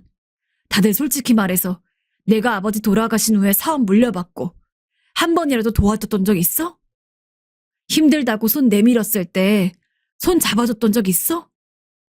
그저 장남은 희생해야 한다 뭐 한다 하면서 내 마음이 타들어갈 때도 힘내란 한마디라도 해준 적 있냐고. 오로지 돈 이야기만 했지. 내가 돈 찍어내는 기계야? 나도 사람이라고. 그건 한 번도 없잖아. 다들 자기 살기 바쁘다고 도와줄 생각 없었잖아. 그래, 이해해. 이해했었어. 그래도 우리는 가족이니까. 내가 사업으로 버는 돈이 많으니까 조금 형편이 좋지 않은 단 형제들 도와줄 수 있지. 내가 잘 벌면 좋지. 다른 가족들도 쑥스러우니까 말을 하지 않아서 그렇지. 고마워할 거야. 그렇게 생각했었는데 동아야, 전혀 고마워하지 않고 당연하게 생각했던 것 같네. 내가 20년 동안 뭘 한지 모르겠어. 선의 말대로 나도 이제 더는 못하겠다. 어떻게 이렇게 양심이 없을 수 있어? 그렇게 하고 나왔습니다. 친정으로 가는 내내 남편이 말이 없더라고요. 표정은 담담해서 속을 알 수가 없었습니다. 장모님, 저 왔어요. 아유, 우리 유서방 왔어? 빨리 들어와. 친정에서 잘 웃고 평소처럼 하는 걸 보니까 괜찮은가 싶다가도 평소랑 다른 것 같기도 하고 명절을 내리 친정에서 보내고 집으로 와서 물어봤던 것 같네요. 괜찮으냐고. 한동안 말이 없더니 시댁과 연을 끊을 생각이라고 먼저 이야기하더군요. 평소에 제가 어떻게 시댁을 참아왔는지 돈 문제를 언급하고 싶지 않아 했는지 알던 터라서 제가 물어보기 전에 답한 것 같았어요. 그리고 덧붙이기를 자기도 고민 중이었다고 하더라고요. 사실 중간에 저희 남편 회사가 조금 힘들었던 적이 있었는데 그때도 돈을 달라고 날마다 저랑 남편한테 전화랑 문자를 하면서 괴롭혔었거든요. 돈. 아주 돈소리에 질려버릴 수 있다는 걸 그때 알았네요. 지나고 나서 이야기하는 거지만 남편도 그때부터 시댁의 정이 떨어졌다고 하더라고요. 의무적으로 주던 거 계속 주면서 그래도 가족이니까 어쩔 수 없이 준다는 마음과 받고 떨어지라는 마음이 반쯤 섞였었다네요. 그런데 명절에 그렇게 쏘아붙이는 걸 보니까 완전 정이 떨어져서 이제는 상종하고 싶지 않아졌대요. 남편 회사가 힘들 때도 저랑 남편이나 힘들었지. 시댁 식구들은 도움을 준 적이 없거든요. 반쯤 부도가 나서 폭삭 주저앉을 위기에 처했었는데 돈을 빌려주거나 구해줄 생각은커녕 아예 힘든 걸 물어보지도 않았었죠. 자기들 손해보는 일일까봐 입을 싹 닫았어요. 혹여나 남편이 이 일로 인해서 돈 적게 주거나 안 줄까봐. 참 한결같은 사람들이죠. 남편에게 나중에 시댁 식구들이 돈으로 귀찮게 굴 수 있으니 딱 못을 박아두는 건 어떻겠냐고 이야기했습니다. 나도 이제 더는 못하겠다고 남편이 말을 하긴 했지만 아무리 생각해도 딱 못을 박아두지 않는 한은 계속 가족의 정을 들먹이면서 되도 않는 연민을 유발할 것 같더라고요. 남편이 이번엔 정말 크게 결심한 것 같긴 했지만 그래도 가족이니까 언젠가는 그런 말에 넘어갈 것도 같았고요. 남편도 동의하는지 알겠다고 하더군요. 그래서 주말에 할 말이 있다고 말을 한 후 식구들을 모이게 하고 시댁으로 찾아갔습니다. 형님과 어머님은 딱 붙어서 저를 째려보면서 무어라 면박을 주려 시동을 거는데 도련님네는 조용하더군요. 동서가 저를 힐끔힐끔 쳐다보긴 했지만요. 나름대로 그 말을 듣고 반성을 하는 건지 아예 무시하기로 한 건지 반성하는 척을 하는 건진 잘 모르겠어서 그냥 그런가 보다 했습니다. 그냥 가만히 다들 입을 여나 안 여나 보다가 아무도 입을 열지 않길래 남편이 서두를 열었어요. 사과라도 했으면 절반은 갔을 텐데 6명이나 되는 사람이 모였는데 어떻게 한 사람도 사과를 입에 담지 않을 수 있는지 사실 아직도 잘 이해가 되지 않네요. 저번에 말했듯이 나 이제 더는 못해. 형제들한테 생활비 못 주겠어. 어머니께도 마찬가지예요. 20년 동안 내가 모신 거나 다름이 없으니까 앞으로 남은 세월은 분담해서 모시든지 해. 안 돼! 누나, 이제 그만할 때도 됐잖아. 누나도 그 정도면 많이 누리고 살았어. 내 가족들보다 훨씬 더. 누나도 이제 매형이랑 같이 벌면서 살든 매형 버는 돈으로만 살든 해. 그리고 이제 연락하지 마. 연락해도 안 받을 거고 번호도 바꿀 거야. 우리 다시는 마주치지 말자. 나도 이제는 정말 내 인생 살아야지. 동아야, 우리 가족이잖아. 응? 이렇게 버릴 거야? 누나가 한 번이라도 가족처럼 해줬다면, 힘들 때 손 내밀어줬다면 나도 이렇게 안 했지. 내가 버리는 게 아니라 누나가 우리 가족이 날 먼저 버렸어. 정말 끝이니까 괜히 힘 빼지 마. 나간다. 뭐가 그렇게 서러운지 형님이 펑펑 우는 소리가 들렸네요. 어머님이 토닥이시는지 어머님 말소리도 들리더라고요. 작게 말씀하셔서 뭐라고 하신진 못 들었지만 아마 제 흉이었겠죠. 그러게 있을 때 잘하란 말을 왜 모르는지. 조금만 신경 써주는 척을 했다면 남편은 아직까지도 바보같이 굴었을지도 모르는데. 그렇지만 이제 다 끝이네요. 앞으로는 자기들끼리 알아서 살겠죠. 연락이 와도 무시하고 받지 않을 생각입니다. 도가 지나칠 정도로 연락이 오면 그때나 번호를 바꾸려고요. 그리고 남편은 일주일쯤 뒤에 정말 마지막이라면서 다른 가족들 몰래 시어머니께 1억을 드렸습니다. 제게 먼저 어머니께 마지막으로 1억을 드리고 싶다고 이야기를 했었어요. 아무래도 형제들 벌이가 시원치 않다 보니 어머니를 모시는 데 큰 어려움이 있을 것 같은데 아무리 그래도 어머니가 낳아주시고 자기를 키워주셨는데 배 굽는 걸 보긴 힘들 것 같다면서 제가 싫다면 절대로 주지 않겠다고 못을 박아두었던 터라 아마 제가 주지 말라고 했으면 안 줬을 거예요. 그렇게 막을 수도 있었는데 그냥 드리라고 말하고 어느 정도 이해했습니다. 저였다고 해도 형제는 몰라도 어머니께는 마지막으로 드렸을 것 같아서요. 아무래도 어렸을 때 기억이나 어머니께 받았던 애정은 특별한 거잖아요. 남들이 들으면 호구라고 할지도 모르지만 최소한 시어머니께서는 앞으로 찾아올 일이 없을 것 같고 영영 안 보는데 지불해야 할 비용이라면 괜찮았다고 생각합니다. 앞으로는 돈에 치를 떠는 일 없이 우리 가족들만 생각하면서 잘 살고 싶네요. 긴 글 읽어주셔서 감사합니다. 저는 모태신앙으로 기독교를 믿으며 자라왔습니다. 아주 어릴 때부터 독실한 종교를 가진 부모님의 영향 때문인지 전 하나님을 한평생 믿으며 봉사하는 것이 얼마나 중요한지, 나보다 못한 사람을 돕는 것이 얼마나 숭고한 일인지 알고 있었습니다.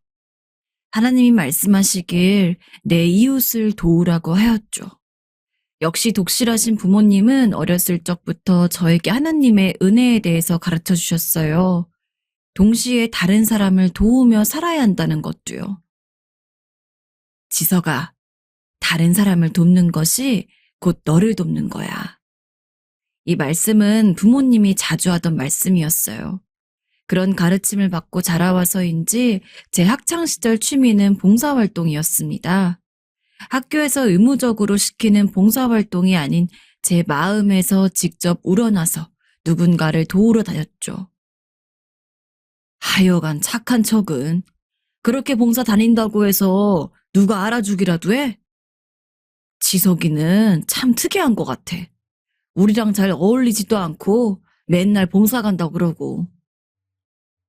저를 이해해주는 사람이 많이 없어 친구는 적었지만 그래도 지금껏 이렇게 살아오는 것에 한 번도 불만을 가진 적은 없습니다. 물론 그렇다곤 하더라도 나를 마음 깊이 이해해줄 수 있는 사람이 한 명도 없다는 것은 시간이 지날수록 저를 점점 더 외롭게 만들더군요. 그래서일까요?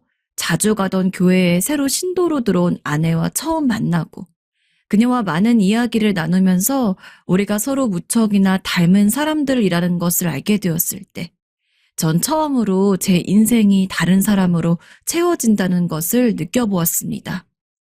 그런 아내와의 결혼을 서두르지 않을 이유는 없었어요. 변변찮은 연애도 많이 못 해봤지만 전 확신할 수 있었습니다. 앞으로 제 인생에서 아내와 같은 사람은 절대 없을 거라는 것을 말이지요. 저희 부모님도 장인어른과 장모님도 저희의 결혼을 반대하지 않았습니다. 앞으로 내 딸을 잘 부탁하네. 워낙 남한테 베푸는 것만 좋아하는 녀석이라 내심 나쁜 놈이나 만나가지고 이용당하지 않을까 걱정을 했는데 사이 될 사람이 자네여서 참 다행이라고 생각해. 부디 앞으로 한평생 좋은 동반자가 되어주게나. 네, 그럴게요. 제게 아내는 기적과 같은 사람이었습니다. 저와 같은 가치관을 가지고 사람들에게 베풀 수 있는 사람. 그런 사람과 미래를 같이 할 수 있다는 것이 그 자체로 너무나 행복했습니다. 그리고 저는 아내와 결혼한 이후 저를 이해해주는 아내와 함께 작은 식당을 차려서 많은 사람들에게 대접을 하며 살았습니다. 봉사하는 것을 좋아하긴 해도 돈을 벌지 않고는 생계를 유지할 수 없었기에 무료로 식당을 운영했던 것은 아닙니다. 하지만 근처 다른 식당들에 비하면 저희가 얻을 이윤보다는 한참 저렴한 가격으로 음식을 만들었고, 그러면서도 최대한 질 좋은 재료를 사용하기 위해서 노력했습니다. 그러다 보니 자연스럽게 식당 운영을 통해서 남는 이익은 별로 없었죠. 여기서 먹는 김치찌개만큼 맛있는 게 없더라고. 요즘 같은 세상에 이렇게 저렴하게 맛 좋은 음식 파는 곳이 흔한 것도 아니고. 아이고, 그렇게 말씀해 주셔서 감사합니다. 하지만 식당을 자주 찾아주시는 단골 손님들의 한마디 한마디, 음식 맛에 감탄하며 칭찬을 아끼지 않는 새로운 손님들의 반응이 참 저희에겐 뿌듯함으로 다가왔습니다. 저희는 너무 기뻤습니다. 비록 물질적으로 풍족한 집은 아니었지만 마음만큼은 그 누구보다도 부자였어요. 여보, 우리 지금 되게 행복하다. 그치? 아내도 종종 이렇게 말할 정도로 저희는 소박하지만 평범한 삶을 살아오고 있었습니다. 그러던 어느 날 그 시기에 제 인생을 무척이나 뒤바꿀 사건이 하나 생기게 되었습니다. 제가 아내와 식당을 운영하고 있던 장소는 노숙자가 참 많은 곳이었어요. 흔히 노숙자 하면 서울역을 많이 생각하시죠? 하지만 서울역 외에도 식당이 있던 동네 또한 근처에 지하철역이 하나 있었는데 그 역에도 수많은 노숙자들이 자리를 차지한 채 살아가고 있었습니다. 가끔씩 저희 식당에도 유독 허름한 옷에 꾀재재한 몰골로 음식을 드시러 오시는 분들이 있었는데 그분들도 노숙자였죠. 잔뜩 구겨진 지폐, 빨래를 못해서 구정물이 잔뜩 물든 옷, 지독한 냄새.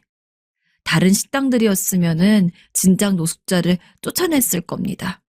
실제로 근처에 있던 다른 가게들은 노숙자가 들어오면 당장 나가라는 식으로 고래고래 소리를 질렀는데 그 소리가 저희 가게까지 들려올 정도였죠. 하지만 저희는 단 한 번도 노숙자를 내쫓지 않았습니다. 안녕하세요. 오늘도 김치찌개 드시러 오셨어요? 빈자리에 앉아 계시면 바로 끓여서 가져다 드릴게요. 물론 노숙자들 때문에 일반 손님들이 눈살을 찌푸린 적이 많기는 합니다. 당연히 일반 손님들도 중요하긴 하지만 저희 부부는 끼니도 제대로 챙겨 먹지 못해 건강 상태가 안 좋은 노숙자를 거리로 내쫓고 싶지 않았습니다. 그래서 가끔 가다가 손님들이 불만을 토로해도 죄송하다고 사과를 할 뿐 노숙자를 손님으로서 받는 일을 멈추지 않았어요. 여보, 노숙자 손님들 계속 받아도 되나? 가끔은 아내가 걱정스레 물을 때도 있었지만 그럴 때마다 전 아내를 다독여 괜찮다고 말하곤 했어요. 글쎄요, 제 신념이기도 하고 또 그래야만 할 것 같았달까요? 그러던 어느 날, 여느 때와 같이 장사를 하고 있을 때였는데요. 날이 추워서인지 평소에는 사람이 바글바글하던 시간대였는데 이상하게 그날은 가게에 사람이 적었습니다. 저희는 보통 점심 장사 분위기랑 저녁 장사 분위기랑 비슷해서 점심에 사람이 많으면 저녁에도 사람이 많았고 점심에 사람이 적으면 저녁에도 사람이 적은 편이었습니다.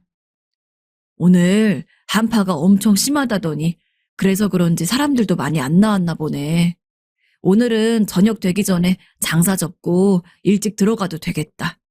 우리도 오늘은 날 더 추워지기 전에 집에 들어가서 푹 쉬자.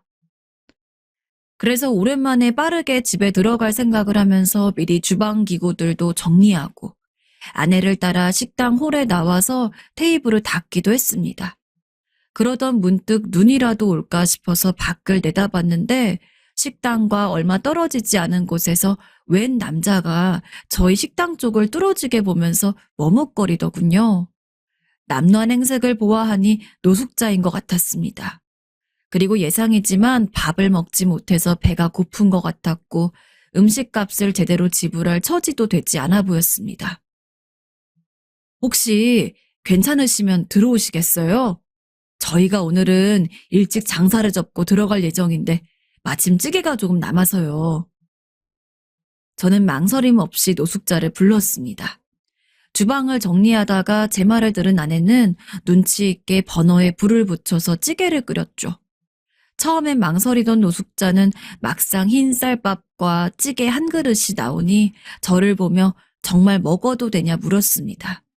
제가 괜찮다고 하자 그제야 허겁지겁 숟가락을 들어서는 밥을 먹더라고요. 얼마나 배고팠는지 한눈에 봐도 느껴졌어요. 그 모습이 퍽이나 안쓰러워서 저도 모르게 이렇게 이야기했어요. 앞으로도 배고프면 망설이지 말고 언제든지 이곳으로 오라고 말이죠. 그런데 그날이 있던 뒤로 며칠간 그 노숙자는 보이지 않았습니다. 하지만 굶주림을 견딜 수 없었는지 슬쩍 저희 식당에 나타나기 시작하더니 언제부턴가는 매일매일 식당에 들려서 밥을 먹었습니다. 어차피 저희 부부가 오라고 한 것이었고 매일 한 끼 정도의 무료 식사를 대접하는 것은 크게 어려운 일이 아니었습니다. 하지만 노숙자에게 돈을 받지 않고 밥을 주는 것이 소문이라도 났는지 1명, 2명, 노숙자가 더 찾아올 때부터는 저희로서도 부담이 무척이나 큰일이었습니다. 이번 달도 적자네. 이걸 어떻게 해야 할까? 그러게 말이야. 아무래도 노숙자 손님들 때문인 것 같은데. 앞서 말씀드렸다시피 저희 식당은 음식값을 비싸게 받지 않았습니다. 보통 마진이 적으면 박리담의 방식으로 나가서 테이블 회전율도 높이고 손님 자체가 많이 오는 것을 기대해야 하는데 그렇지도 않았죠. 사실 애초에 밥 한 끼 먹기에도 부담이 되는 분들이 저희 식당에서 저렴하게 한 끼를 먹을 수 있기를 바라는 마음으로 차렸던지라 큰 이득을 남길 목적은 아니었습니다. 하지만 저희 부부의 생계가 식당에 달려있던 것도 맞았기에 여러 명의 노숙자들이 와서 무료 식사를 하게 된 이후 갑작스럽게 생긴 적자에 저희로서도 참 고민이 많았습니다. 하지만 저도 아내도 매정하게 그들을 내칠 수 있는 사람들이 아니었어요. 솔직히 얼마나 배고프면 여기까지 와서 밥을 먹겠어. 저 사람들도 인격체가 있는 사람들인데 여기까지 오는데 얼마나 고민을 많이 했겠어. 그냥 여보, 이대로 조금만 더 버텨보자. 저희 성격상 배고픈 사람들이 오는데 돈이 없다는 이유 하나만으로 내쫓을 수가 없더라고요. 그래서 어떻게든 버텨가며 식당 장사를 했습니다. 조금씩 모아두었던 돈도 털었고 어떻게 해야 저렴한 가격으로 더 푸짐하게 식사를 만들 수 있을지에 대한 고민을 멈추지 않았습니다. 그렇게 무려 20년을 버텼어요. 저희 가게에서 먹여 살린 노숙자만 해도 수백 명은 될 겁니다. 솔직히 지금 와서 돌이켜보면 그 어려웠던 시절을 어떻게 이겨내고 버틸 수 있었는지 모르겠어요. 아내와 저, 둘 다 진짜 고생 많이 했습니다. 하지만 아무리 그렇게 오랜 시간을 버텨왔다고 하더라도 그게 영원하진 않더라고요. 이제는 정말 손 쓸 수도 없을 지경으로 상황이 안 좋아진 시기가 있었습니다. 도저히 안 되겠어. 이제는 정말로 방법을 찾아야 돼. 이대로 가다가는 그냥 식당을 닫아야 할 판이야. 당시 저는 이 위기를 해결하기 위해서 다니던 교회에 도움을 요청하기도 했습니다. 그쯤에는 하루에 손님이 100명 온다고 가정하면 10명은 일반적인 손님이었고 90명은 노숙자였습니다. 그만큼 노숙자가 저희 식당을 찾는 비율이 무척 높아진 상황이었죠. 솔직히 저희라고 해서 당연히 힘들었던 시기가 없는 건 아닙니다. 가게 상황도 상황이지만 마음도 많이 힘들었습니다. 하루에도 수십 번, 수백 번도 넘게 갈등에 휩싸였습니다. 지금이라도 식당을 그만둘까? 사실 20년 넘게 했으면 오래 했잖아. 차라리 이렇게 더 손쓸 수 없이 기울었을 때 빨리 발을 떼고 다른 길을 찾는 게 맞는 거 아닐까? 이 상황을 계속해서 버티는 것도 미련한 걸 텐데. 하지만 결국 어떻게든 식당을 살려보자는 쪽으로 제 마음은 늘 기울고 말았습니다. 그만두고 싶다는 마음이 아무리 강해도 꾸준히 저희 식당을 찾아와서 음식을 먹고 고맙다고 인사하며 나가는 노숙자들을 외면할 수 없었기 때문입니다. 친해진 사람들도 많았고 저희 식당에서 음식을 먹으며 희망을 얻고 오는 노숙자 생활을 청산하고 새 삶을 찾아 떠났다는 사람들의 이야기도 많이 전해 들었습니다. 물론 매일 술에 취해서 고래고래 소리를 지르는 노숙자도 있었고 괜히 다른 테이블에 있는 노숙자에게 시비를 거는 사람들도 태반이었습니다. 하지만 전 제 음식으로 동네 노숙자들에게 새로운 희망을 주는 일을 멈추고 싶지 않았어요. 저라는 한 개인은 이 세상에서 너무도 미약한 존재감을 보이고 있지만 그런 저라고 할지라도 누군가에게는 큰 의미가 될 수 있다는 것이 너무 행복했습니다. 그리고 단 하나의 생명을 살릴 수 있다면 그 정도의 고통은 감내할 줄 알아야 한다고 여겼어요. 그래서 솔직히 제가 생각해도 많이 무리했어요. 식당이 망하지 않으면서 생계도 유지할 수 있어야 하고 동시에 노숙자들도 먹여 살려야 했기 때문에 전 새벽 동이 트는 순간부터 일어나서 밖에 나가가지고 직접 발품을 팔며 식당을 운영했습니다. 그때쯤 가서는 아내도 제가 너무 걱정이 되는지 만류하는 이야기를 많이 했죠. 나도 집 없고 기댈 곳 없는 가난한 사람들 돕는 게 좋아. 하지만 요즘 당신은 내가 보기에 너무 위태로워 보여. 다른 사람들을 돕는 것도 좋지만 그것도 우선 당신이 건강할 때 이야기지. 이제 우리 할 만큼 했고 우리부터 챙기는 게 낫지 않을까? 아내의 걱정은 이해했지만 전체 움직임으로 누군가에게 희망을 줄 수 있다는 게 좋았습니다. 그래서 아내가 걱정하는 것도 괜찮다고 하며 매일 오토바이를 타고 재료를 조달하고 아침 일찍부터 일을 했습니다. 하지만 너무 무리를 한 것일까요? 그날도 새벽에 일어났습니다. 평소보다 많은 양의 음식을 준비해야 할 것 같아서 원래보다도 이르게 길을 나섰죠. 비록 장사를 준비하기 위함이었지만 차가 적은 새벽 시간에 오토바이를 타고 달릴 때 느껴지는 자유로움 역시 좋아했기 때문에 이르게 움직이는 것이 힘들지 않았습니다. 그러나 사고는 불시에 일어나더군요. 신호를 무시한 차량이 제게 달려왔고 전 차마 핸들을 꺾는 등 사고를 피하려는 생각을 하기도 전에 차량에 치이고 말았습니다.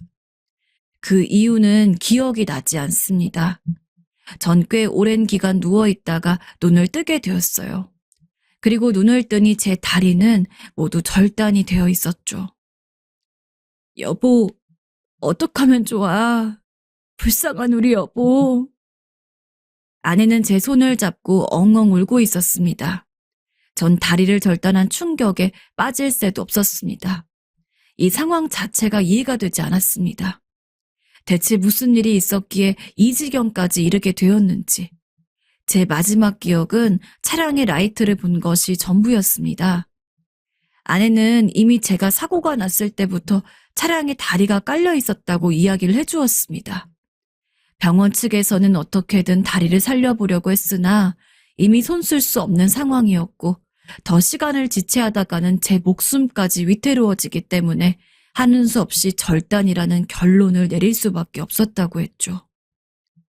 아내는 제가 이대로 깨어나지 않을까봐 걱정이 되었다고 합니다. 당연히 제가 누워있는 동안에는 장사도 접은 상황이었고요. 당신 무려 2주 동안 혼수 상태였어. 알아? 내가 진짜 얼마나 걱정이 되었는지. 이대로 당신이 깨어나지 못하고 죽으면 나 혼자 이 세상에 남는 거잖아. 그러니까 내가 그랬지. 조심하라고. 근데 대체 이게 무슨 꼴이야. 아내는 제 사고 이후로 마음이 많이 바뀐 모양이었습니다. 더 이상 제가 누군가를 돕는 것을 원치 않아 했죠. 아내의 마음을 전 이해했습니다. 만약에 반대로 아내가 이런 사고를 당했다면 저 역시 아내가 누군가를 돕기 위해서 노력하는 행동 자체들을 격렬하게 반대했을 테니까요. 그래서 엉엉 울며 저를 원망하는 아내의 말에 아무런 대꾸도 할 수 없었습니다. 확실히 당시에 저는 저 스스로 혹은 아내를 생각하기보다는 제 식당에 오는 어려운 노숙자들을 더 생각하고 있었습니다. 그러다 이런 꼴이 났는데 제가 입이 10개라도 할 말이 있을 리가요. 살아난 것도 기적인 상황에서 저도 더 이상 제 고집을 부릴 수는 없었습니다.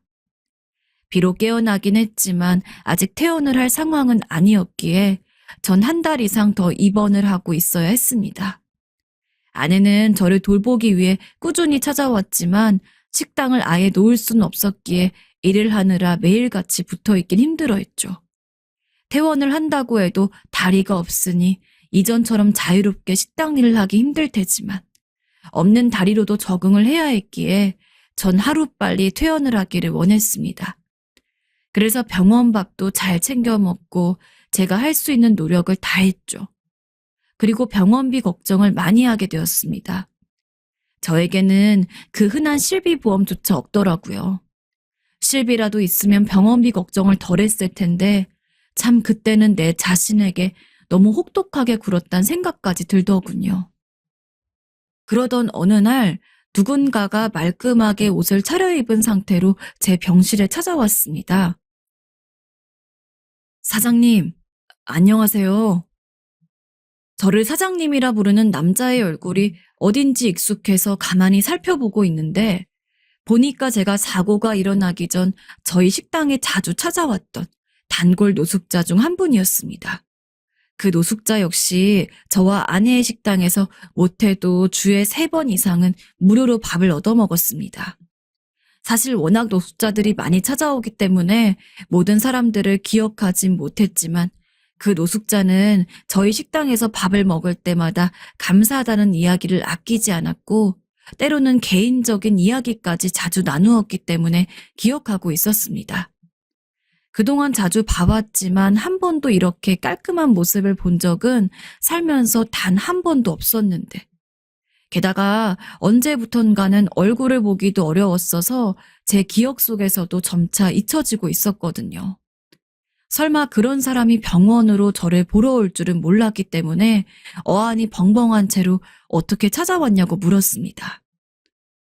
사장님 식당에서 끼니를 챙긴 덕에 저도 다시 한번 살아갈 용기를 얻었습니다. 그래서 부족하나마 일자리도 얻어서 노숙자 생활을 청산하고 지내고 있었어요. 이제는 사장님에게 보답해야 할 것 같아서 식당에 찾아갔는데 사모님 되시는 분이 사장님의 사고 소식을 알려주셨어요. 참, 막상 저희 식당에서 은혜를 입은 노숙자가 저를 찾아오다니 감회가 새롭더군요. 비록 제 사정은 그리 좋지 않았지만 그렇게 반듯하게 찾아오니 마음 한편으로는 진심으로 기뻤습니다. 너무 잘 되었다고 이렇게 깨끗해지니 보기 좋다고 했더니 노숙자는 저에게 다가와서는 봉투 하나를 건넸습니다. 갑자기 무슨 봉투인가 싶어서 안을 열어보니 봉투 안에는 400만 원이 들어있었죠. 전 깜짝 놀랐습니다. 아무리 이를 찾았다곤 하더라도 큰 돈이 있을 리가 없는데 이런 돈을 어디서 났는지, 게다가 왜 그 돈을 나에게 주는지 물었습니다. 사장님, 사고 당했단 소식에 저를 포함해서 다른 노숙자들끼리 돈을 좀 모았습니다. 부끄럽게도 현재 제 일자리가 아직 확고한 것은 아니라서 큰 돈이 없어서요. 그래도 사장님한테 은혜 입은 노숙자들이 자기도 꼭 사장님을 돕고 싶다고 하는 통에 생각보다 금방 돈을 모을 수가 있었습니다. 모두들 사장님 쾌유를 빌며 막노동 시다까지 하며 모은 돈이에요. 염치 없지만 이 돈이라도 받아주세요. 그래도 그렇지. 어떻게 이런 큰 돈을. 저희가 사장님에게 받은 은혜에 비하면 절대로 큰 돈도 아닌걸요. 오히려 이것밖에 드리지 못해서 정말 죄송합니다. 노숙자들은 제게 돈을 주기 위해서 열댓 명이 모여서는 새벽 인력시장에 나가는 등 여러 가지 방법으로 돈을 모아서 제게 준 것이었습니다. 마음 같아서는 병문안도 다 같이 오고 싶어 했지만 아무래도 다들 허름한 차림으론 올 수가 없어서 그나마 번듯하게 새 삶을 시작한 노숙자만 저를 대표로 찾아온 것이었죠. 저를 보러 오려고 오랜만에 공중 목욕탕에서 목욕도 했다며 웃는데 얼마나 고마운지. 게다가 그뿐만이 아니었습니다. 이렇게 좋은 일들만 연달아 펼쳐지는지 15년 전쯤에 저희 식당에서 반년 넘게 밥을 얻어먹었다던 사업가도 한 명이 저를 찾아왔습니다.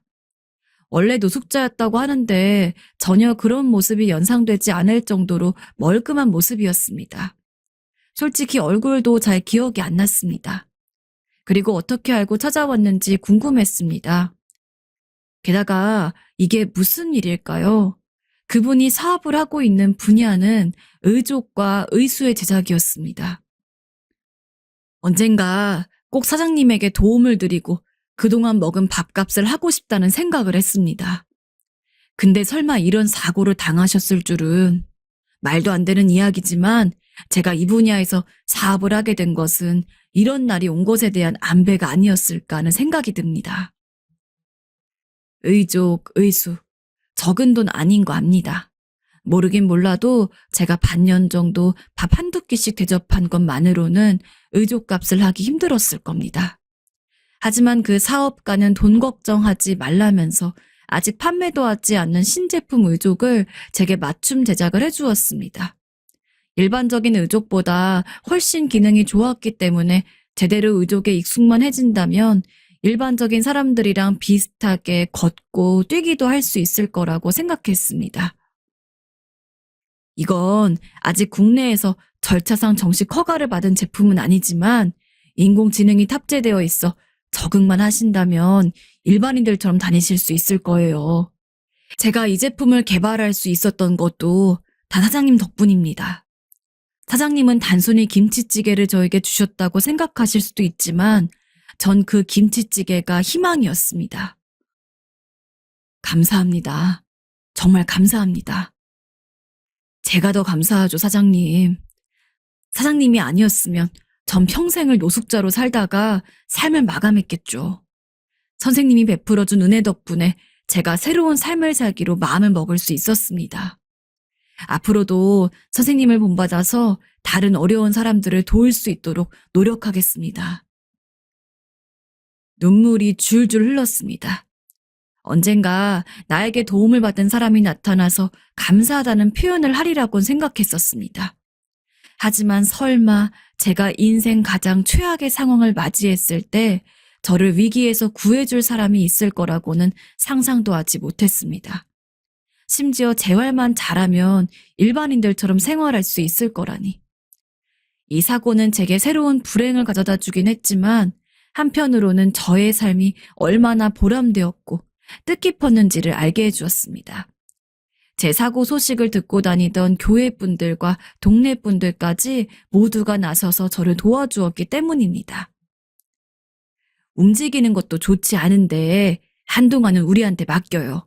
우리가 아주 기똥차게 식당 일을 도와줄 테니까. 그래요. 언젠가는 사장님이 다시 식당을 해야겠지만 지금은 사장님도 쉬어야 할 때예요. 우리가 그래도 장사엔 이골이 난 사람들도 많거든? 사장님 안 계셔도 사장님 몫까지 열심히 할 테니 걱정 말아요. 안 그래도 매일같이 적자가 나는 통에 힘들었던 식당 일까지 다른 분들이 도와주었습니다. 자원봉사로 식당 일을 도우며 후원금까지 모집하여 저희에게 전달을 해주었죠. 사고가 나고서는 정말 이젠 다 끝났구나 하는 생각까지 했었는데 아직 세상은 따뜻했습니다. 아내도 저희를 도우려는 많은 이들의 감사한 마음에 매일같이 눈물을 흘렸습니다. 물론 저도 마찬가지였고요. 그 마음에 보답하기 위해서 더욱더 재활에 힘썼습니다. 이렇게 큰 은혜를 받은 만큼 그 은혜를 그대로 돌려주고 싶었어요. 사고가 난 지 꽤 오랜 시간이 지난 지금도 저희 부부는 여전히 식당을 운영하고 있습니다. 아직 의족이 익숙해지진 않아서 식당 일을 적극적으로 돕고 있진 못하지만 그래도 이제 점점 걷는 방법을 익히고 있어요. 아내는 지금 그 어느 때보다도 싱글벙글한 얼굴로 식당 일을 하고 있습니다. 저의 사고 소식이 소문이 났는지 식당을 찾는 노숙자들은 부족한 돈일지언정 식당 일에 보태라며 조금씩 값을 내고 음식을 먹기도 하고 여전히 후원금 역시 꾸준하게 들어오고 있습니다. 삭막해진 탓에 착한 사람은 손해를 보는 세상이라고 하죠. 하지만 저는 착하게 사는 것은 다른 사람들을 이롭게 하고 더 나아가서 나 자신조차 이롭게 한다고 생각하며 살아왔습니다. 그리고 큰 사고를 당함으로써 비로소 제 믿음이 틀린 것이 아니라는 확신을 얻었습니다. 전 저와 피도 무엇도 이어지지 않은 타인으로부터 많은 사랑을 받고 있습니다. 비록 엄청난 부를 얻진 못했을지언정 이것이야말로 진정 성공한 인생이 아닐지요. 물론 사고가 나지 않은 것이 가장 좋은 선택지라는 것은 압니다.